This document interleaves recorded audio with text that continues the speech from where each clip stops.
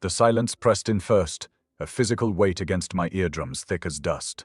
Sunlight bled through grimy windows, slicing the air into dusty shafts where motes swirled in the subdued gray. Pale yellow haze, my boots, heavy with the weight of the inheritance, hit the floorboards. A single groan, dry and brittle, like a bone snapping underfoot, echoed in the void. It felt terrifyingly loud, a violation in the absolute stillness. I froze, heart hammering against my ribs, the only sound in the world. Too loud, I thought, the thought itself a shock in the silence. Too loud for this place. Asterisk the main hall stretched before me, a cathedral of decay, peeling wallpaper, the color of old bruises, curled from the walls. The air tasted of damp, rotten, powdered plaster, thick enough to choke on. My fingers brushed a cold, damp wall as I moved deeper, the texture rough like dried skin. The floorboards creaked again, a low, mournful sigh beneath my weight. Each step was a gamble, the silence amplifying the tiny, brittle shift of bones under my own skin, like tiny shards of glass grinding against bone. I ignored it, focusing on the ledger. It lay open on a rotting desk, spine cracked, pages brittle as autumn leaves. The ink on the reconstruction, era entries was faded, the words blurring in the dusty light. Asterisk 1867. Teacher dismissed for... Asterisk I reached, my thumb brushing the crumbling paper, the scent of decay intensified, sharp with the tang of old blood. Then, the window. Not a crash, not a smash, just a sudden silent shattering. Glass fragments, sharp and clear as ice, drifted inward through the broken pane, falling without a single sound. They landed on the dusty floor, a silent, crystalline rain. One fragment caught the weak light, reflecting the pale yellow haze back at me, and then the paper, a single sheet, smooth and unnaturally white, drifted down from the broken window, landing softly at my feet. It bore symbols, curved lines and sharp angles, like frozen bird tracks. They pulsed with a faint internal light, a slow, sickly glow that seemed to vibrate against my retinas.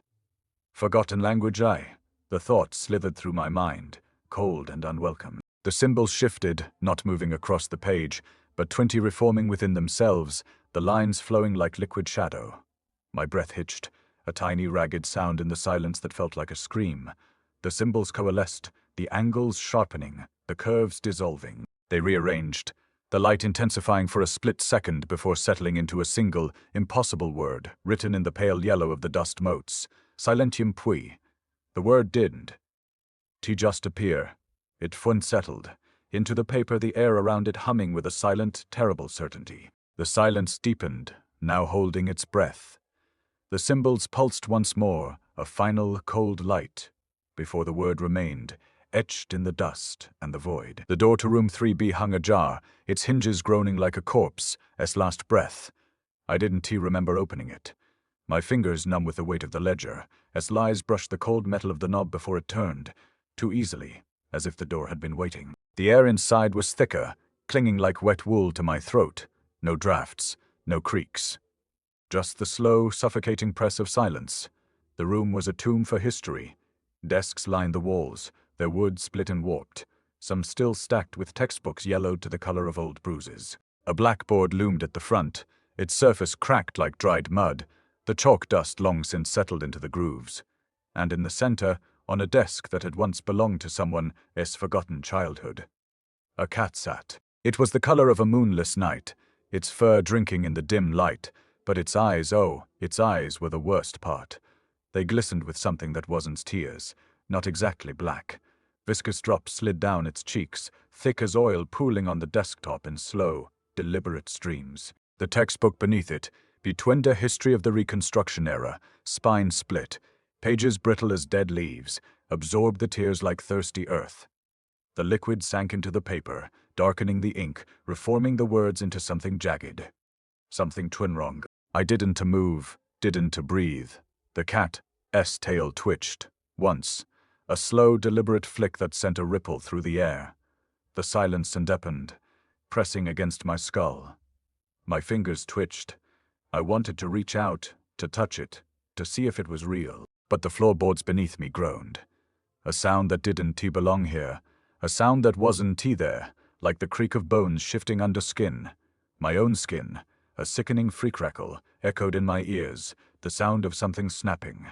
Something breaking.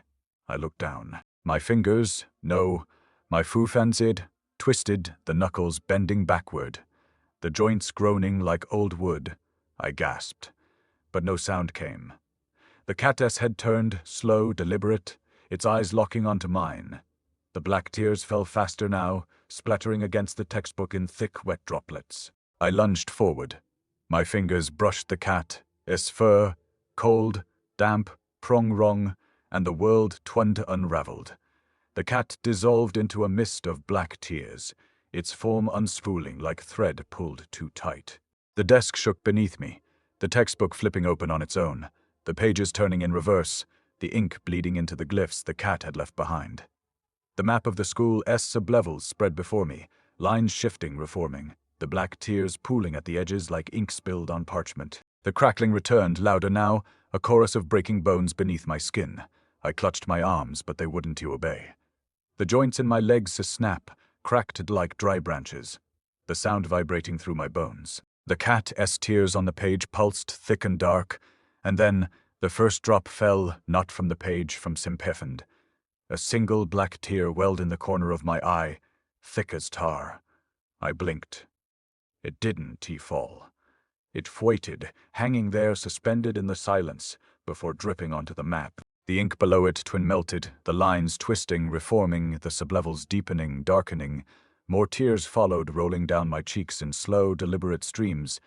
The textbook's pages turned again, the map expanding, the school's underbelly revealed in jagged, shifting lines. And then, the bleeding started. The basement stairs groaned under my weight, not with the protest of wood, but with the slow, deliberate foo-creak creak of something half alive, half rotten. Each step sent up a cloud of dust that hung in the air like a ghost's breath, catching the dim light from the single bulb dangling above. I exhaled, but no sound left my lips. The silence pressed down harder here, thicker, as if the walls themselves were holding their breath. The vent hissed, a wet, ragged sound, and I flinched. Acidic rain. That's what the ledger had hinted at. Acidic rain falling from the sky. But I hadn't believed it. Not until now. The metal grate was warped, its edges corroded into jagged teeth, and beneath it, a puddle of clear liquid bubbled, eating through the concrete. The stench of battery acid curled into my nostrils, sharp and metallic. I crouched, fingers brushing the rusted lip of the vent. The metal was cold, slick with condensation, and beneath it, something glinted. Not metal, fabric. Yellowed, frayed an umbrella, its handle cracked, its canopy split like a broken rib. I hesitated. The ledger had mentioned an umbrella, a protection, but protection from what? The first drop fell before I could decide. It hit the stone with a soundless streak-crack, like glass shattering under boot heels, and the vibration traveled up my bones, a sharp, electric sting. The floor beneath me fripped not with sound, but with the slow, wet, thickened air, of acid eating through the stone, revealing the blackened veins of the basement's underbelly. More drops followed, each one a silent explosion, each one sending up a mist of fine dust that settled like ash on my skin. The fabric was brittle, the weave tight as a spider's silk, but when I touched it, the acid shuddered wild beads sliding off like rain on oil. My fingers trembled.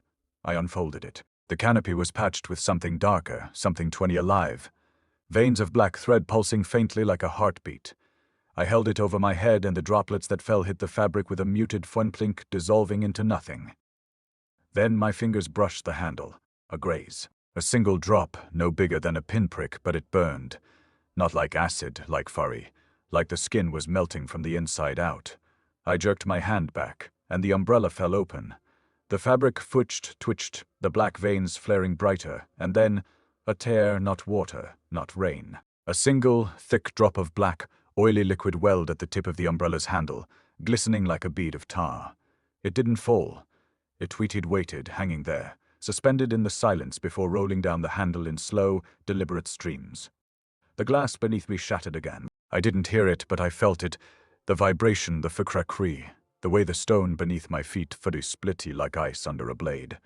The umbrella's fabric pulsed, the black veins throbbing in time with something deep, something hungry. My breath hitched. The ledger had said the umbrella was a protection, but protections had edges, boundaries. And this one was bleeding. The chalkboard's edge dug into my palm as I traced the cat's tears. They'd been weeping for days, black, viscous drops that left no stain, only a slow, thawing residue, like ink dissolving into the air. The symbols they'd left behind weren't letters, not words. They were the absence of them. Jagged fractures in the wall, the way a scream might look if it could be frozen in time. My fingers hovered over the first glyph, a vertical line bisected by a horizontal crack, the space between them shone breathing, just slightly like a lung half-filled with dust. The spotlight flickered, not the stutter of a dying bulb, but the deliberate, fond-wavering pulse of something alive. The beam pooled over the symbols, and the cracks in the wall shone deepened, the edges softening into something like lips parting. A language unfolded, not on the surface but beneath it, the way a shadow stretches when the light moves just right. The symbols rearranged themselves, not with sound, but with the thickening click of bone shifting under skin.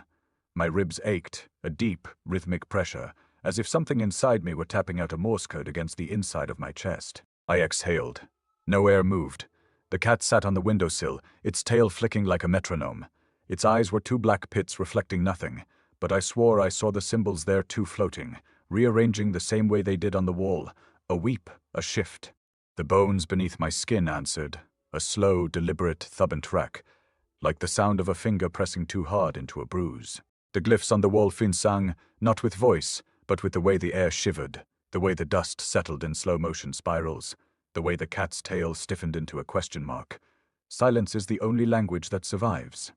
They were sufum, it carved from the absence of sound, the way a blind person might read Braille with their teeth.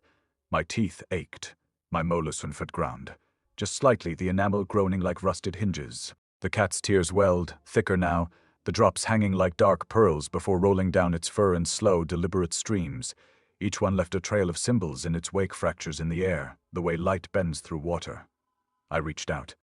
My fingers brushed the wall. The symbols twitched, the cracks in the plaster timpolsti, the edges of the glyphs softening into something like mouths whispering without sound. My ribs were split not with pain, but with the click of bone rearranging itself, the way a puzzle piece might turn in a frame. The cat's tail lashed.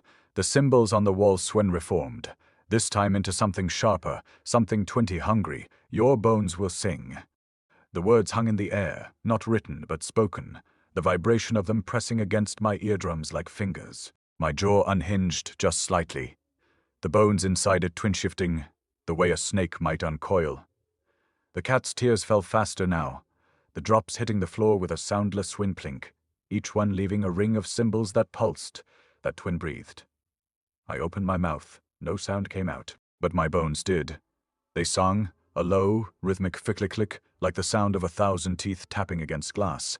The cat's tail stiffened. The symbols on the wall screamed, not with voice, but with the way the air shuddered, the way the dust rose in a slow, choking cloud, the way the bones beneath my skin said. The library's door hadn't been a door at all, just a jagged tear in the wallpaper, the edges frayed like a wound left to scab over. I stepped through it, and the air inside was thick, the kind of stillness that presses against your skin like a held breath. The bookshelves loomed, their spines cracked and yellowed, the pages inside them twin-breathing, not with rustling but with the slow, deliberate footy creak of leather binding under pressure, as if something unseen were pressing its fingers against the shelves from the other side. The figure stood by the far wall, his suit the color of old bone, the fabric so fine it seemed to absorb the gray light rather than reflect it. His hands were folded, the fingers long and still, the nails filed into points that caught the dim glow like the prongs of a fork. No sound came from his mouth, but the words slithered into my skull anyway. The silence is listening. The voice wasn't his, it was the room's, the walls, a vibration in the bones of the shelves, the free thrum of dust settling in slow spirals from the rafters. My throat was dry, the kind of dryness that comes from holding your breath too long. He turned his head. His eyes were empty but not blank, like the surface of a pond before the first ripple. Then reflection, the grey of the room stared back at me, but not from his pupils. From the fond depths said, where the iris should have been. The light bent wrong there, the way it does in water when something moves just beneath the surface. He extended his hand. In his palm lay a telephone, the kind from before the war-black Bakelite, the cord coiled like a serpent.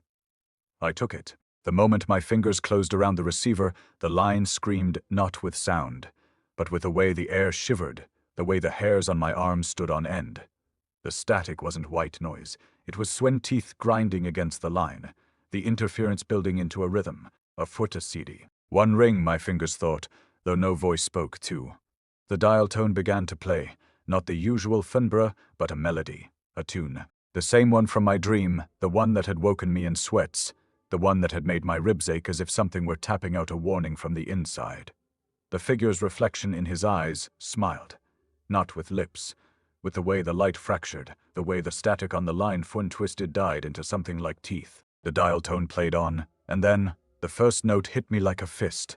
My bones hun said. The dream came in fragments this time. Not as a vision, but as a futwe pressure behind my eyes, like fingers pressing into my skull from the inside, rearranging the grey matter into something jagged, something funwrong. I woke with my fingers clawing at my temples, the nails digging crescents into the flesh, and for a heartbeat, I didn't know where I was. The air smelled like damp wool and something older, something that had festered in the dark. The school. The silence of it, thicker now, pressing against my skin like a held breath. I sat up too fast. The mattress groaned beneath me, the springs protesting in slow, deliberate fiddy-fee-creaksid, as if the bed itself were resisting the motion. My hand flew to my palm there, a cut, thin and precise, the edges stitched together with something dark, something that twin-pulsed faintly like a vein of oil beneath the skin. I didn't remember cutting myself. I didn't remember funting myself. I didn't remember fundidine. The dream had been different this time. No faces, no words, just the figure, standing at the base of the stairs, his mouth sewn shut with black thread, the stitches glistening with something wet, something that twid breathed. And then, the thrum started. Not a sound. The floor beneath me footy hummed, a low, rhythmic pulse that traveled up my bones, settling in my teeth, my ribs, my fingers. I pressed my palm against the warped hardwood. The wood was cold, the grain uneven, the surface pocked with old cracks that twinty moved when I looked at them wrong, like the veins in a leaf. The thrum grew louder, or perhaps it was just that I was listening harder, that my ears had begun to fuddy ache with the absence of anything else. The cat was there. It sat on the nightstand, its body coiled tight, its eyes two black wells in a face too smooth, too perfect tea. Its tears fell in slow, thick drops, hitting the wood with a sound like fuddying glass shattering, not the sharp crack of breaking but the wet, dragging hiss of something dissolving. The map beneath it, the one I'd found in the library, the one that didn't make sense, rippled die. The ink pulsed, dark and sluggish, as if the lines were veins, as if the paper were alive. The cat's tongue flicked out, tasting the air, and its tears landed on the edge of the map, spreading like oil, the letters some breathing beneath the dark. I should have been afraid. I should have run. But the silence was too much, too heavy, and the thrum was in my blood now. A second heartbeat, a second twin pulse. I reached for the cat. Its fur was wet, the texture of cold silk, the weave too fine, too delicate. The moment my fingers brushed its shoulder, the vibration fin shifted. The floor beneath me groaned, the wood splitting in thin, brittle lines like cracks in ice. The cat's eyes locked onto mine, and for the first time I saw something twined in them. Not reflection, not emptiness, but twin knowledge, a memory, a warning. The cut on my hand burned not with heat, but with a cold, creeping fuentra pressure. Like something twin to unfolding beneath the skin, I looked down. The stitches had split. Black fluid oozed from the wound, thick and slow, pooling in the creases of my palm. It didn't drip. It pulsed. The same rhythm as the floor, the same rhythm as the thrum in my bones. The cat's tears fell faster now, landing on my wrist, spreading in dark, glistening tendrils. The map hood twitched, the lines rearranged themselves, the ink were breathing like lungs, the edges of the paper shrenty peeling away from the wood, as if something beneath it were trying to escape tway. And then, the figure was there. No stairs, no basement. Just a Himor standing in the doorway, his suit the color of old bone, his mouth still sewn shut with black thread. The stitches sin glistened. The thrum stopped, the silence sin roared. The library smelled of mildew and old ink, the air thick with the weight of forgotten pages. The silence pressed against my skin, not as absence but as a fun presency, a held breath, a whispered secret. My fingers traced the spines of the books, the leather cracked and brittle beneath my touch, the edges flaking like dead skin. The shelves stretched upward, their height swallowed by shadow, the dust motes hanging suspended, unmoving, as if the air itself had stopped breathing. And then, the cat was there, not on the floor, not perched on a desk, but twitty floating. Its body suspended a handspan above the warped oak table, its claws curled into nothing, its weeping eyes locked onto mine. The tears fell in slow, thick arcs, each drop landing on the page before me with a sound like footy glass dissolving. No shatter, no crack, just the wet, dragging husty of something dissolving into itself. The ink on the page wind twitched, the letters rearranged, not with the flick of a pen, but with a slow, deliberate tiffity breathing, the lines darkening, thickening, as if the words were alive. The dreamer becomes the dream. It was in my skull, a vibration, a fihu, that pulsed behind my teeth, my ribs, my swinkersui. The cat's mouth didn't move, its tongue didn't flick, there was no sound, and yet the words were there. I reached out. My hand passed through the cat's body like mist, the fur cold and slick beneath my fingertips, the texture of footing wet silk, 40-old parchment. The tears landed on my wrist, spreading in dark, glistening tendrils, the letters forming not on paper but on footy skin. The Archivist. The name Son, H-end. The cat's body jerked, its weeping eyes widening, the tears falling faster now, the words rewriting themselves in my mind, not as a thought, but as a fine memory, a memory that had not yet happened. The map beneath the cat tree did rippled, the ink tree breathing, the edges of the paper peeling back like skin, revealing something beneath something freenrung something. Fidin, Polstai. The hidden door was there, not a door, a fidem. A thin, jagged line in the wall, the wood split but not broken, the edges raw and wet-wady, as if the split had only just occurred. The cat's voice hummed louder, the sound vibrating through my bones, the words pressing against the inside of my skull. Bartholomew. The name so burned.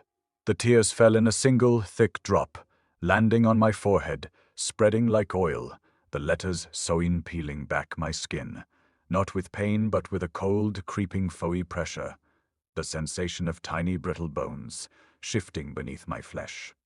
The map twitched void, the ink to breathed as, and then the figure was there, no stairs, no basement, just 20 mu, standing in the seam of the wall, his suit the color of old bone, his mouth sewn shut with black thread, the stitches glistening, wetur.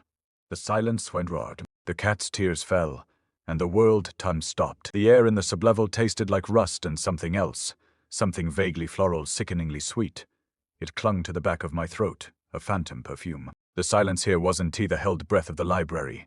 It was a vacuum, a pressure that threatened to collapse my eardrums. My boots crunched on something brittle beneath my feet. I knelt, the pale yellow light from my lamp illuminating a scattering of photographs. Each one was worse than the last. Faces contorted in silent screams. The skin stretched taut over something. Wrong. Something pushing outward. I traced a finger across the surface of one image. A woman, her eyes wide with terror, a network of bone, like ridges erupting from beneath her temples. The texture in the photograph felt real, like I could feel the grit of the bone dust beneath my fingertip.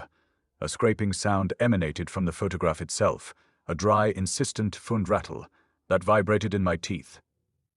My hand recoiled. I forced myself to examine the next photograph. A man, a child, each face a grotesque parody of humanity, the bone growths flowering like malignant orchids. The photographs were arranged chronologically, the growths becoming more pronounced, more elaborate with each passing year. A cold dread coiled in my gut, a tightening spiral of unease. This wasn't just madness, this was some science-y. A metal table dominated the center of the room, cluttered with instruments I could.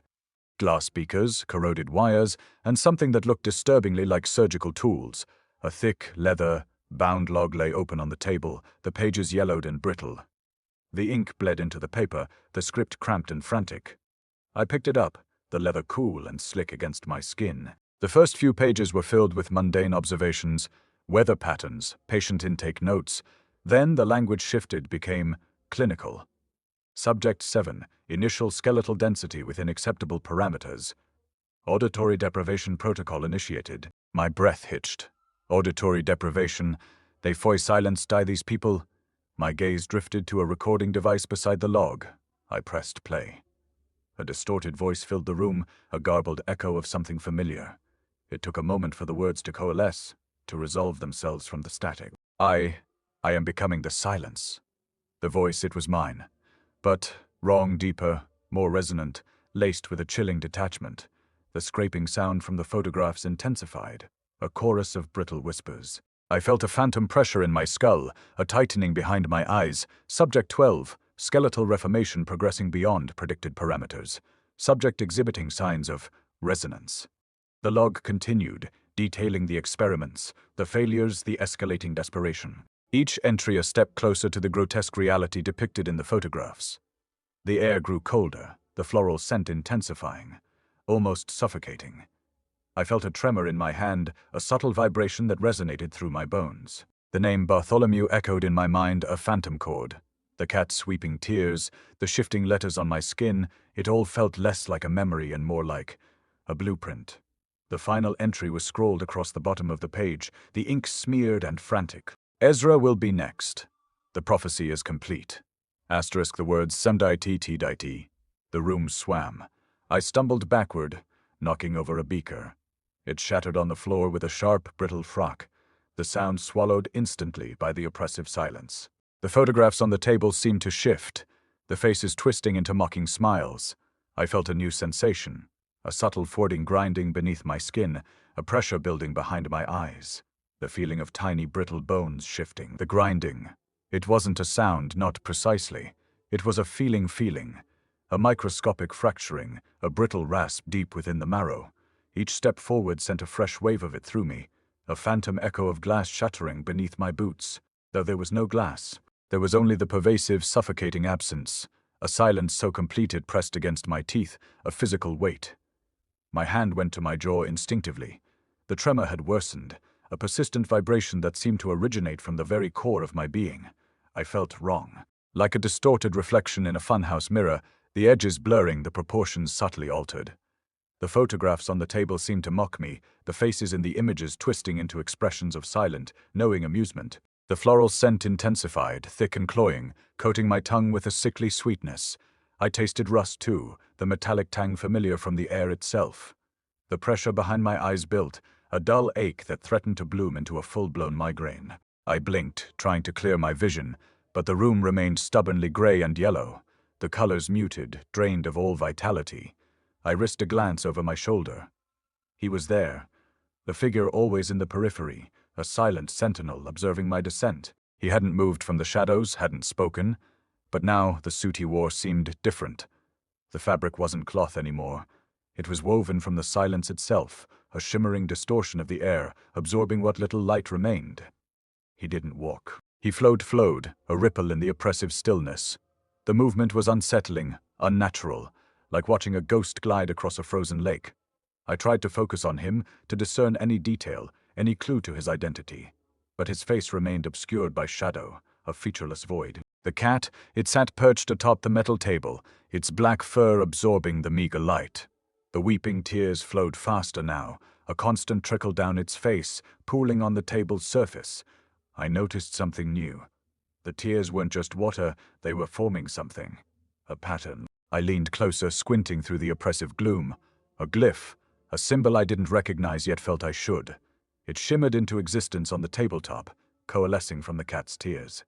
Silentium. The word resonated within me, not as a sound, but as a concept. A chilling understanding that settled deep within my bones. The grinding sensation intensified, the feeling of fracturing bones now accompanied by a sharp internal pressure. I stumbled, my legs feeling unsteady, disconnected. Each step sent another wave of shatter through me, a silent symphony of destruction. The formal figure didn't react, didn't acknowledge my struggle.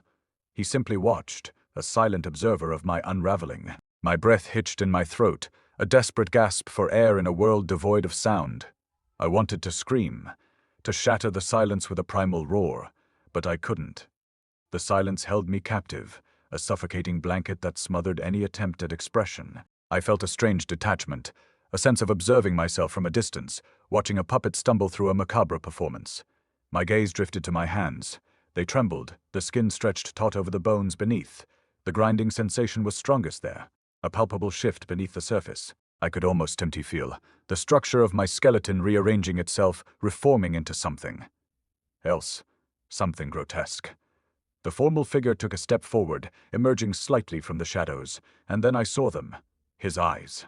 They weren't human. They glowed with the same pallid gray as the school itself, two luminous orbs radiating an unsettling intelligence. They fixed on me, and in that moment I understood. The prophecy, the blueprint, the silent transformation. It wasn't something that was going to happen. It was happening. When no. I pushed the school door open, the rusted hinges shrieking with a sound that wasn't sound at all. A dry internal crackle that vibrated up my arm, resonating with the grinding deep in my marrow. Outside, the world wasn't quiet. It was sundered. The silence pressed against my teeth like cold stone, a physical weight that made my jaw ache.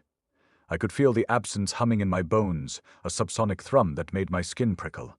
No wind, no distant traffic, just the hollow, suffocating nothing that pressed inward, filling my ears until my head throbbed with its absence.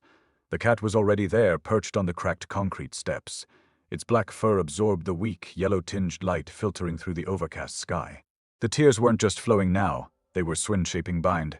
Each drop fell, not splattering but coalescing into a shimmering liquid path that glowed with a faint, cold luminescence. It led away from the school, down the overgrown path toward the empty fields. I followed, my bare feet sinking into the damp earth, each step sending fresh waves of brittle fracture through my legs. The grinding intensified, 1,000 tiny shards shifting beneath my skin, making my joints feel loose, unstable. Silentium. The word wasn't in my head anymore. It was the air itself, the pressure, the very texture of the silence. The cat didn't look at me, its head tilted as it wept, its tears painting the path ahead. I understood now. The prophecy wasn't about Furi becoming silent, it was about Furi being the silence. The school stones beneath my feet weren't just stone, they were whispering, not with sound, but with vibration. A deep, resonant twitherend traveled up through the soles of my feet, a pulse that felt like the earth itself saying Fuin welcome. The pressure in my skull surged, a cold spike behind my eyes. I tasted rust again, thick and metallic, coating my tongue. My hands trembled violently as I raised them. The skin was stretched taut, the bones beneath seeming to rearrange with each tiny internal shatter. I could feel the structure of my fingers changing, the angles softening, the joints dissolving into something else. The gray-yellow light of the world seemed to seep into my palms, making them glow faintly from within. The cat paused, its tears slowing, the path it had formed now a single, luminous line stretching into the misty horizon. It turned its head just slightly, and for the first time, its eyes met mine. Not with malice, but with the cold, precise focus of a scientist observing a perfect experiment. "This is it?" To the silence confirmed, not as a thought, but as a biological fact settling into my marrow. The transformation wasn't happening to me. It was happening through me. The school stones pulsed again, a deeper vibration this time, a confirmation. The path of tears led straight into the mist, and I knew with absolute chilling certainty that I was the conduit. The silent language wasn't spoken. It was Twindliv too, the final tear. The largest yet gathered at the cat's chin. It hung, a perfect black sphere of liquid shadow, suspended for a heartbeat in the suffocating stillness. Then it fell. It struck the path of light directly beneath my bare foot. The impact wasn't a splash. It was a dissolution. The tear vanished into the glowing path, and the light surged upward, not as a wave but as a sudden, crystalline folding through my skin. I felt it. Not pain, but an immense quiet rearrangement. My vision blurred, not with tears, but with the sheer, overwhelming shift of my own substance. The gray-yellow world softened, becoming translucent. I looked down at my hand. The skin was gone, not peeled away, but translucent, revealing the intricate, shifting lattice of bone beneath, glowing with the same cold, pale light as the path. The silence didn't press anymore, it twas a me. The school stones whispered Footy welcome, as the horizon dissolved into the same seamless, luminous gray.